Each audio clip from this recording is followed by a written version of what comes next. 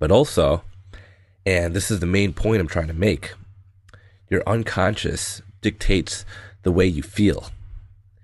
And how you feel and react to your breakup is all run on instinct. The pain and loneliness and sadness you feel right now is your mind running on autopilot. It's reacting to the breakup the best way it knows how. And ironically, most of the time, this isn't serving our best interest. See, just like your unconscious breathing or blinking, you're also unconsciously thinking of certain things. And oftentimes after a breakup, it's usually not the right things you need to be thinking about. For example, we're usually playing the wrong things in our head, such as what we could have said or done to have prevented the breakup, or we're replaying, fond memories we had with them. And all this stuff's going in our head. We're angry at them, we're longing for them, we miss them, we hate them, we love them. And all of this is going on inside our head, and usually all at once, and it's a lot of times intertwined. So what this leaves us is, overwhelmed, first of all, but also it just makes us feel like crap. And our mind is sort of unconsciously dwelling on all these things constantly after a breakup. And this goes on all under our radar. So what's the result? Well, this stinking thinking, as I like to call it, that runs our awareness, leaves us not being the best version of ourselves we want to show to our ex. Because the way we feel inside dictates how we act to the world. So if we're feeling all these thoughts inside of our head that are bad, it's going to come across in the way we present ourselves to our ex. That's why all the debating and pleading and sometimes begging that you hear all over just not to do, it all stems from the crap that's just running through your head. So the bottom line is, when you think this way, you're not being attractive, and you're actually hurting any chance you have with getting back with your ex. So what can you do? That's the big question. What can you do right now? Well, there's a ton of different things you need to do that's all laid out in the book. But one piece of the puzzle is to fix this thinking, get yourself together, and start feeling level-headed again. And before you even start to even think of seeing your ex again, to get the ball rolling, you need to fix this one thing.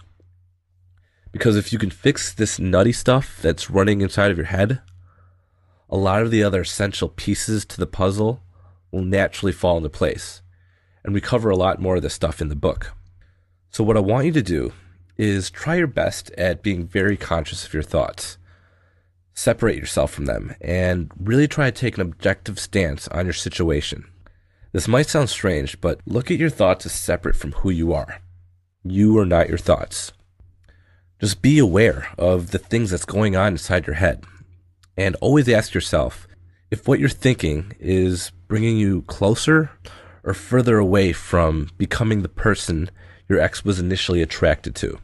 So separating yourself from your thoughts is one of the best ways to getting yourself back together again. So in the X-Back formula, we're going to get into a lot of the more advanced areas of this topic. And one such is the importance of having your unconscious and conscious mind working in sync together. For example, have you ever consciously wanted to feel a certain way, just feel better, but you just weren't able to do that? It's like there was something holding you back from feeling the way you wanted to feel. Well, why does this happen? Well, if you consciously want to feel better and more together, sometimes you're just unable to make this happen, especially after a breakup. Why?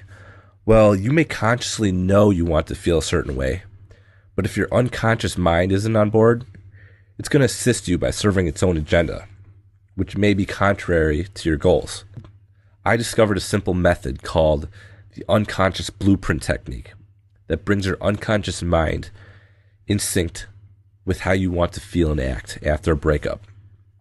So if you want to feel better, more independent, and closer to the person your ex was initially attracted to, you'll be able to easily and instantly do that with this technique.